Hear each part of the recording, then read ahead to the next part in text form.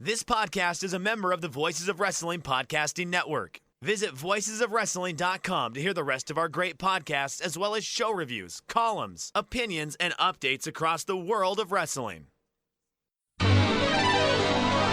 Hello, everybody, and welcome to another edition of Wrestlenomics Radio. I'm Brandon Thurston, broadcasting on demand from Buffalo, New York, and we're here with audio and video today. Maybe you're just listening via audio, but maybe you're watching via YouTube with both audio and video. And today we're going to talk about WWE's business and what's going on with popularity. I guess a couple years ago, not a couple years ago, but about a year ago, I think I wrote an article for Fightful.com about WWE's popularity. It's apparent to me that a number of metrics that you could call WWE popularity metrics were actually in decline over multiple years. Let me just look up what the date was on that Fightful article that I wrote about WWE popularity analysis. WWE's popularity assessment, February 4th, 2019. So just about a year and a month ago. And now here we are, a year later, and WWE's popularity, I think, has gone in this another year in the same direction. So we're going to take a look at a number of metrics and have a little talk about WWE overall and just what's going on with it economically, because this is, of course, Wrestlenomics.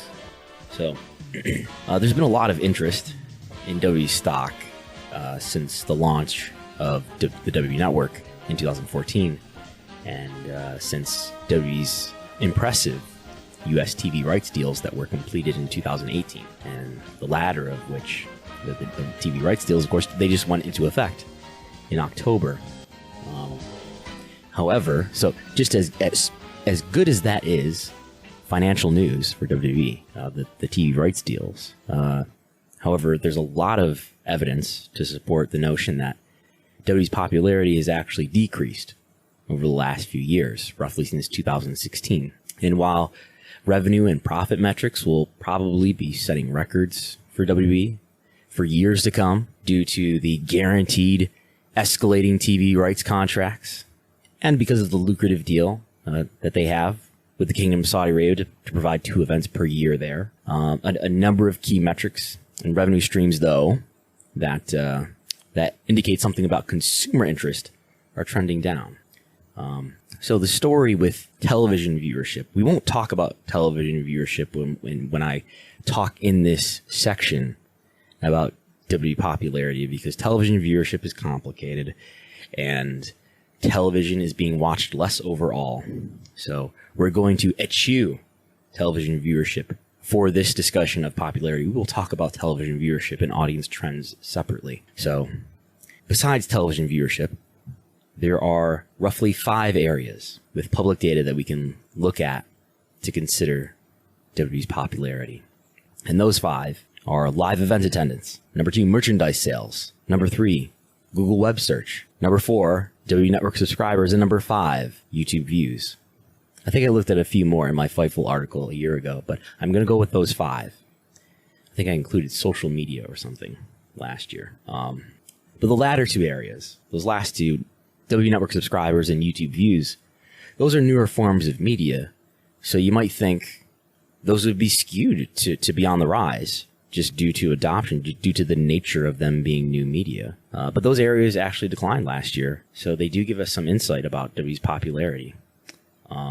So let's talk about live event attendance first. And now, those of you watching on YouTube, you're really at a benefit here, because you are going to see the graphs, the beautiful, colorful graphs that I've prepared here. So popularity, live event attendance, total attendance, which is right here, was gradually on the rise from 2012 to 2017.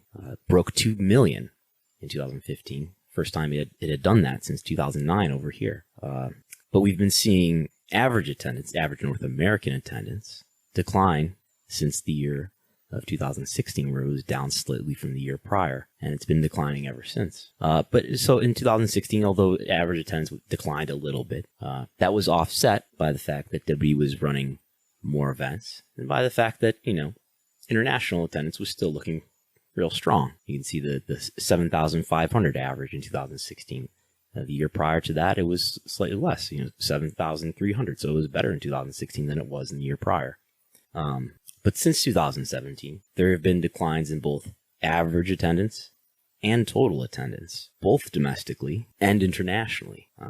Here's the total attendance. You can see this all in one picture here on YouTube, where you can see that total attendance internationally is down. Total attendance in North America is down. Average attendance in North America is down. International average attendance is down.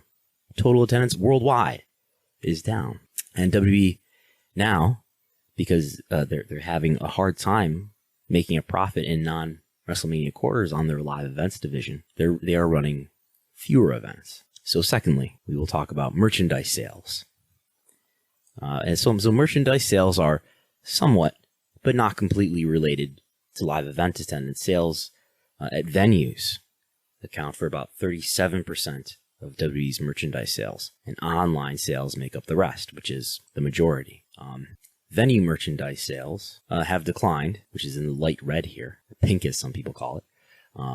Venue merchandise sales have declined since 2016. Okay, so it's down from 2016 to 17, down in 18, and down in 19. And that's reflective of the decline in attendance.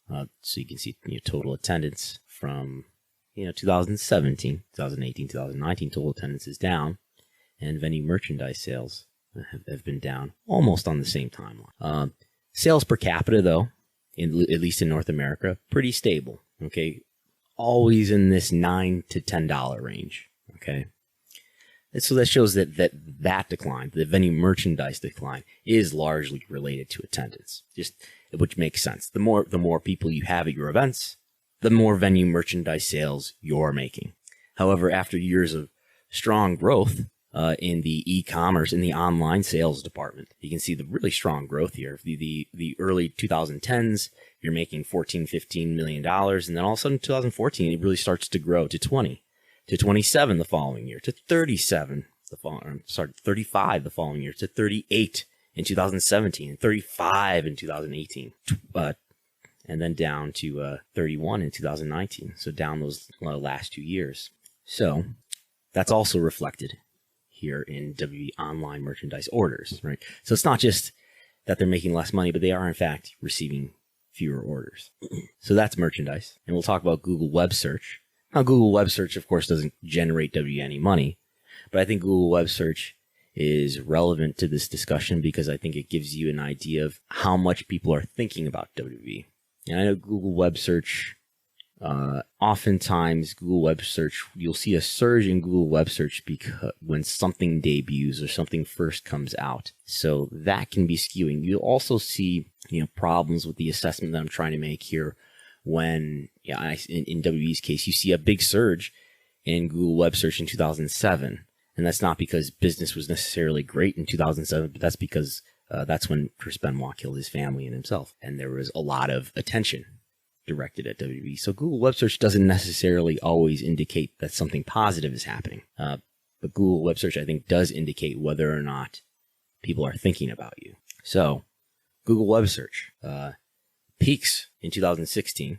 And this is an index, by the way. These aren't raw searches, but this is monthly data that I calculated into annual data. So I just averaged the month for each given year, and this is the number that we have. So no number here in this graph reaches 100, but the highest number on the graph from 2010 to 2019 is 71, which came from the year 2016. So Google Web Search really peaks in 2016, at least in this decade.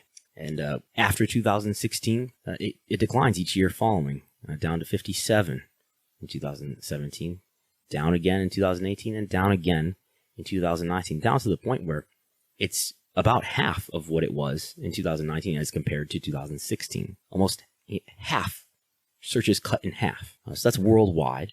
In the U.S., it's not as dramatic, but the peak does come in 2016, just like it does worldwide, and it declines each year following. And I can tell you, and I think there's a table later in this document where you'll see a similar pattern for WWE's other major markets, including the UK, India, and Canada. So next, that's Google Web Search. Next, WWE Network subscribers. So here's a graph of the WWE Network's entire history from Q1 2014, and for each quarter following right up to the present, WWE is projecting a number for Q1. So it's important to know that WWE Network subscriptions are subject to seasonality because there's always a peak interest, usually in Q2, because that's when WrestleMania is taking place. So it's important to look at WWE Network subscribers on a year-over-year basis. You want to take a given quarter and compare that quarter to the same quarter in the prior year. So that's what we've done here. We're taking the years of 2016, 17, and 18, and 19, and lining up all the quarters next to each other. And what you see is growth in each year, starting with 2016, going on through 17 and 18, until, and even going into a Q1 2019, there's growth compared to the Q1s of the prior years, until we get to Q2 of 2019. And that quarter is down from the same quarter of the prior year. Q3 2019, down from the same quarter of the prior year. Q4 2019, down from the same quarter of the prior year. WWE's projection for Q1 2020 is 1.47 million, and that would be down from the Q1 of 2019, which was over 1.5 million. So what's happening here? We can break this down into US and international as well, and we see that there was a slight decrease even in Q1 2019 versus the Q1 of the prior year, and but by Q2 2019, that decline happens in the international market as well. And we can look at the day after WrestleMania. So each year, WWE gives us the number on the day after WrestleMania. They used to hold a special conference call on Monday morning and tell you the number right away. They didn't do that in 2019, but they have reported what that number is in the following quarterly reports. So we had to wait a number of weeks, I think, to get the WrestleMania number this year. And the reason why they probably didn't hold a special conference call is because that number was down from the prior year, down 6%. So the WWE Network clearly reaching its saturation point, reaching its peak in 2019, and now mature enough to the point where I think it does tell us something about popularity. So that's the WWE Network. Onto YouTube. So as YouTube has become more widely used overall, the views on WWE's YouTube channel have grown rapidly, and they get billions of views, video views per year. It's one of the most popular channels on YouTube. And you can see the growth from 4 billion in 2015, 6 billion in 2016, 6.5 billion in 2017, and then 10 billion, almost doubling in 2018, and then down to 9.1 billion in 2019. Yeah. But let's be charitable to WWE. They prefer to tell you, let me see if I can drag this into view here. They prefer to look at all AVOD, and AVOD stands for Ad-Supported Video On Demand. And if you read the fine print down here, it says AVOD is Ad-Supported Video On Demand. Consumption includes videos viewed on third-party, that is Facebook, YouTube, Twitter, Instagram, Snapchat, and WWE platforms, which include the W.com and the WWE app, yada, yada, yada. Q4 2019 figures even include TikTok. So, yeah, so they're, if you add these up, which of course I have, the 2019 numbers actually are bigger than the 2018 numbers, both for global views and for hours viewed. But strictly talking YouTube, it is down in 2019 versus the prior year. And YouTube, by the way, does generate some revenue. I believe Laura Martin from Needham mentioned sort of offhandedly in one of George Barrios' last conference calls as a representative of WWE. I think she mentioned offhandedly that she estimated that WWE was making $20 million in revenue from YouTube. And I don't believe that WWE is making much, if any, revenue from the other video platforms, such as Facebook, Twitter, Instagram, Snapchat, or TikTok. So that's YouTube. When I have a quarterly comparison as well, so you can see that in Q1 it was down, Q2 it was slightly up, Q3 it was down, and Q4 it was slightly up. So that's the quarterly breakdown for the decline there. So to review these 5 metrics, and I'm even going to talk about a 6th one actually, which is consumer product licensing. But these metrics, when did they all start to decline? Some of them started to decline earlier, and some of them declined later. We see Google Web Search, that decline started in 2017. Attendance, at least total attendance, that decline started in 2018. Actually, average North American attendance declined a little bit earlier than that. Merchandise, that started to decline in 2018. And consumer product licensing revenue, which accounts for, which may be, these declines may be related to we don't know. SEC filings don't really give us any disclosure about what exactly is happening here, but this is revenue that's related to WWE's deals to Mattel to do action figures and to 2K Sports to do the video game, and to I think they may have is it IGN? I think they may have multiple partners who are doing mobile games for them. So action figures, video games, and mobile games largely make up this category. So it's possible this decline that we see starting in 2018 and continuing through 2019 could be related to the decrease in sales for maybe the video game and maybe WWE action figures as well. And then we see finally the WWE Network declines in 2019, and YouTube also declines in 2019. So this is kind of in chronological order in terms of the start of the decline. So Google web search, what can you say? It doesn't generate revenue when you type WWE into your Google machine. It doesn't make WWE any money, not that I'm aware of. But it was a bellwether for signaling this decline that followed from after 2019, sort of beginning in 2017. So I think there's a strong case here that popularity has declined, especially based on all these metrics that have to do with actual consumer consumption. But let's understand that WWE is very strong financially. They'll continue to break their total revenue records likely through 2024 due to TV rights. If you look at this graph that I have here showing WWE's total revenue from 2015 through 2019, it's grown each year. WWE set a revenue record again. It broke its record that it set the previous year. In 2019, WWE generated $960 million. Now, they were projecting at one point to generate $1 billion. Hit that it's more than 4 digits. How many digits are in a billion? 9, 10, 10, I think, right? Yes, 10. 10 the 10-digit milestone. But they didn't make it. Largely due probably to this decline in popularity that we're talking about, and they did not complete the Middle East North Africa TV deal that they hoped they would. But what I would like to do now is separate WWE's revenue segments into 2 discrete categories. This will not be a perfect separation, but I think it's pretty close. It's close enough to tell the story that I want to tell here. So we're going to break... I'm sorry, I'm such a format obsessive. I've noticed this in this view, this is looking a little bit different. But anyway, I'm going to break WWE's revenue segments into 2 different categories: direct-to-consumer and business-to-business. So direct-to-consumer, that what I mean by that is that's money that the consumer pays directly to WWE, and business-to-business is money that WWE gets from its business partners. Sort of indirectly, it's coming from consumers. But it's coming directly from businesses. So what revenue segments go into this business-to-business category? Core content rights fees. That's the money that WWE gets from its TV broadcasters, like NBC Universal, which is the parent company of the USA Network, and from Fox for airing Raw and SmackDown, and for its various partners internationally. So that money goes into business-to-business.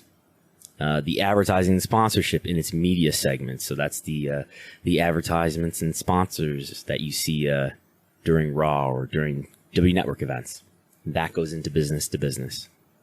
And the other segment in media, that consists of Kingdom of Saudi Arabia money for the big events twice a year. And that consists of W Studios. W Studios, you could argue, is a direct-to-consumer thing. W Studios revenue is probably made up of... is driven by sales from consumers. Also in the other segment is revenue from reality TV shows like Total Divas, Total Bellas, Ms. and Mrs. In some years, there's Mixed Match Challenge money in here from Facebook, and there's home entertainment. The dwindling in a previous era, home entertainment was broken out separately. These are DVD sales or whatever. I don't know, whatever digital video sales WWE is making at this point. I'm not even aware of how one would purchase such a thing. But so there is some pieces of revenue within this other segment that are definitely have a stronger argument for direct to consumer than business to business.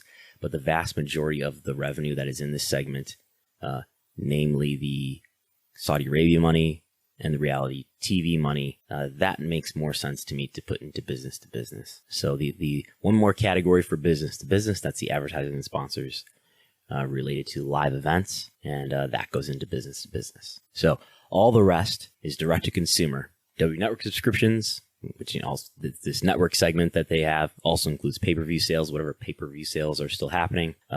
Also in direct to consumer, North American ticket sales, international ticket sales, the other segment of live events, which includes travel packages and fees from secondary ticket sellers. And in 1 year, 2018, it includes the big Australia event, Super Showdown, because that was some sort of deal where it was basically a bought show. So also going into direct to consumer is all three segments of the consumer products division. Consumer product licensing, again, that's toys, video games, console games, and mobile games, venue merchandise, and e-commerce, that's online merchandise sales. That goes, all three of those go into direct to consumer. And so I've graphed this out for the last 5 years, 2015 to 2019, and you can watch the story unfold. In 2015, direct to consumer is a bigger segment than business to business by $100 million. The score is 30 to 80 in favor. I'm sorry, 380 to 280 in favor of direct to consumer. And the following year, not much changes. Direct to consumer grows by about 12%.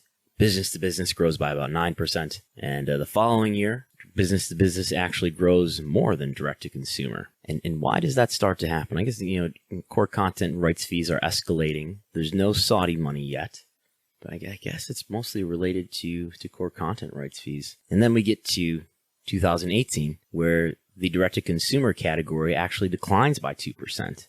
It's down to 444 million, and the business to business category explodes with a 40% increase up to $486 million. And of course, this is the first year, 2018, that contains 2 Saudi Arabia events, which I believe are worth in themselves $100 million, maybe a little bit more. And in 2018, core content rights fees are guaranteed to escalate as well. And not only is there a big increase in business to business and a slight decrease in direct to consumer, but look, business to business has exceeded direct to consumer, 486 to 444. And in the following year, that lead is increased, $561 million in business to business to 400 in direct to consumer. Direct to consumer decreases by 10%. That's right, 10%. And I think that's just related to the decrease in these revenue streams like ticket sales. WWE Network subscribers are in the decline. Licensing is in the decline, and merchandise sales are in a decline. So thank God for this media environment, and there's lots of Saudi blood money to go around. Hello, everybody, and speaking of numbers, on average, if you were to guess, how many days do you think people in the U.S. wait to see a doctor with our healthcare system? What would you say? Americans have to wait about 29 days to see a doctor in major U.S. cities. That's why I'm supporting Medicare for all. I mean, if you're dealing with a condition like erectile dysfunction, you want treatment ASAP. That's why our friends at Roman, not Roman Reigns, but Roman, have spent years building a digital platform that can connect you with a doctor in your state, all from the comfort of your home. Roman makes it convenient to get the treatment that you need on your schedule. Just grab your phone or computer, complete a free online visit, and you'll hear back from a U.S. licensed physician within 24 hours. And if the doctor decides that treatment is right for you, Roman's Pharmacy can ship your medication to you free with 2-day shipping. You can also get free unlimited follow-ups with your doctor anytime you have questions or want to adjust your treatment plan. With Roman, there are no commitments, and you can cancel anytime. So if you're struggling with ED, go to roman.com/VOW for a free online visit and free 2-day shipping. That's getroman.com/VOW for a free online visit and free 2-day shipping. So why is this happening? Well, maybe some of the decline can be explained by pointing to external factors like the increase in entertainment options. Like I know there are people out there who will say, well, look, you've got all these entertainment options and everybody's got a smartphone in their pocket and you can watch all this streaming content and there's a million channels if you got linear TV still. You know, there's so much wrestling content out there, and YouTube has got a zillion hours of video for free. Nobody goes to live events anymore. The experience in the home is so much better. I mean, you can come up with a million reasons why something isn't happening. You know, the weather was bad and there was a baseball game across town. You know, and the checks come in next week, not this week, and all these terrible things happen. But as Paul Bosch is said to have said, you know, the reason why the main event didn't draw is because I put on a main event that no one wanted to pay to see. But I believe WWE's decline in popularity and WWE's decline in revenue metrics, WWE's decline in revenue that is generated directly by consumers, these declines are largely due, I believe, to WWE's difficulty creating major stars, and because of the quality of its content. You know, it's about the product that they produce. It's about what they get or don't get out of the personalities. Like many other forms of sports and entertainment, star power, cultivating popular personalities, has always been a key factor in the ups and downs of wrestling's popularity, and usually its business, throughout the history of pro wrestling. WWE's two most popular eras were in the mid-'80s, coinciding with the rise of Hulk Hogan, and in the late 90s, the Attitude Era, coinciding with the emergence of Stone Cold Steve Austin and The Rock, Dwayne Johnson. I think creating difference-making stars is especially urgent to WWE right now because John Cena, the biggest star that they've produced since The Rock, is basically semi-retired now and has moved on to pursue an acting career. It just so happens that the timing of these declines that I just went over coincides with the timing of John Cena appearing less and less on WWE programming. And yes, I do have a graph for that. Let me just see if I can pull that over here. I think that's in view. The count of John Cena's matches in WWE throughout his entire WWE career, or at least through, his entire WWE career. He hasn't had a match in 2020 yet. 2001 to 2019. And you can see he's having hundreds of matches throughout almost every year between 2002 and 2015, with the exception of 2008, which is a year that he was probably injured, right? Maybe a big comeback in a Royal Rumble. Anyway, I don't know.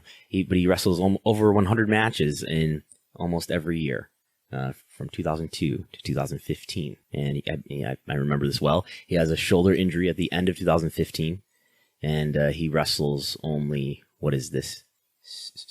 37 matches in 2016.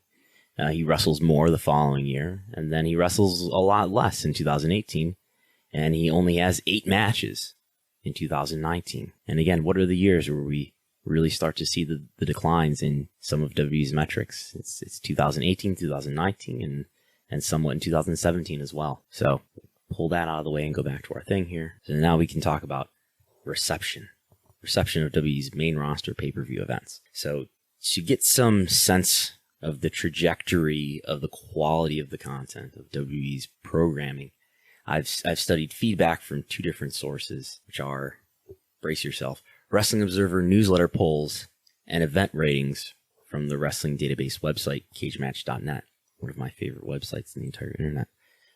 These 2 entities collect fan responses to major WWE events. So these are the pay-per-views. These are the events that are to pay off the storylines that are developed on weekly TV. So I think they give us an idea of the reception of the content. Yes, these pay-per-views in particular, but because they are sort of the caps of storylines, maybe this gives us an even more general idea of the reception and how people are feeling about WWE content. And if you look at this data, what do you know? There's a noticeable drop beginning in 2017, 18, and 19.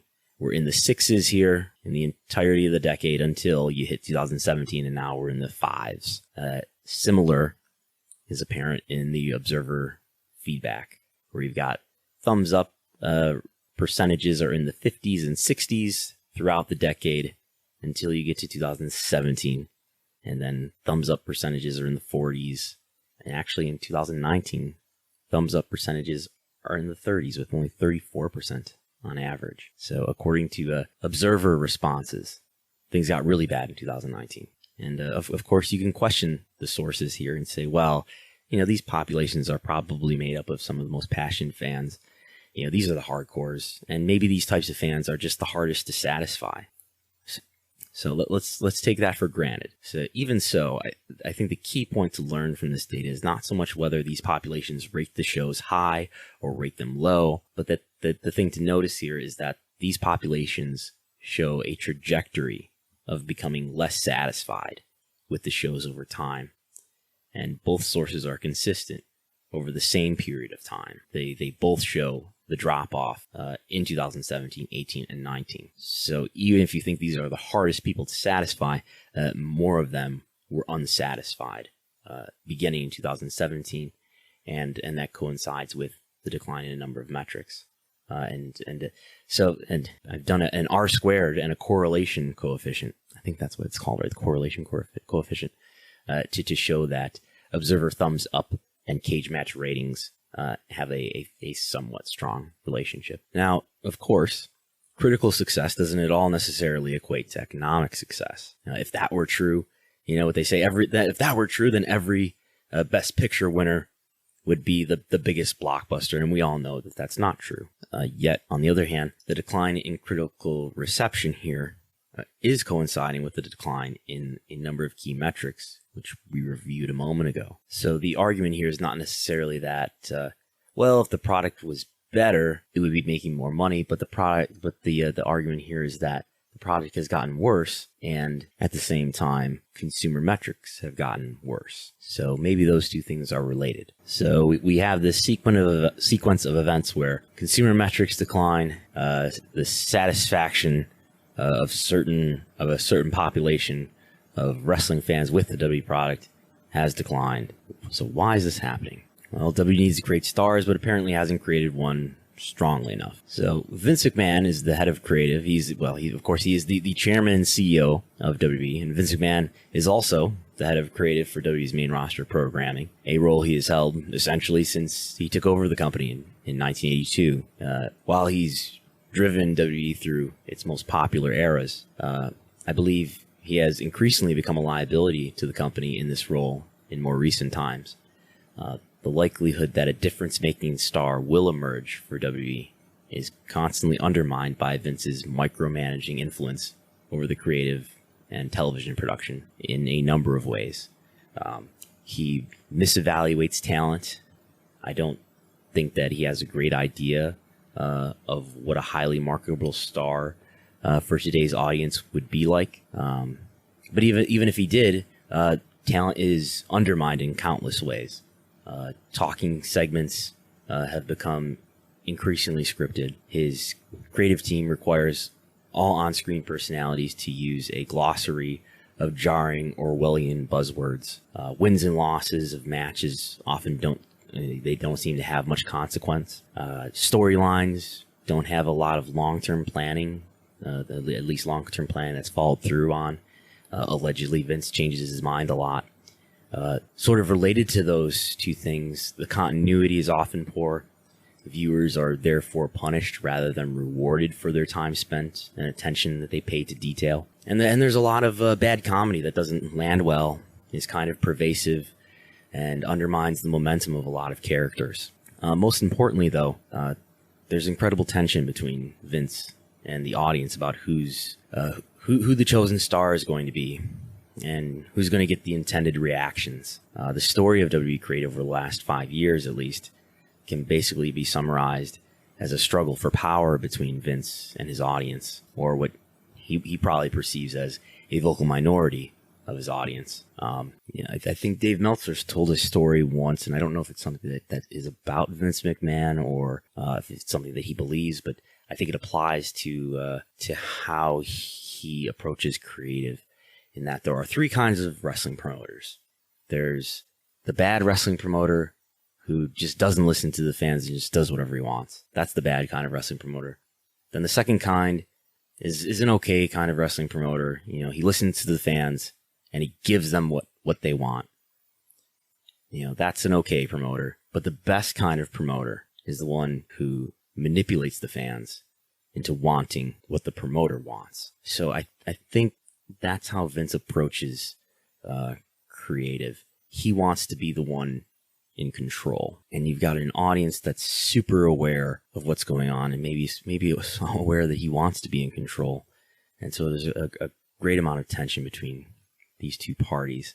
And I think it's best exemplified in the on-screen career of Roman Reigns, who is WWE's latest chosen star. With a slightly less aware audience in the prior era, it was John Cena who got mixed reactions.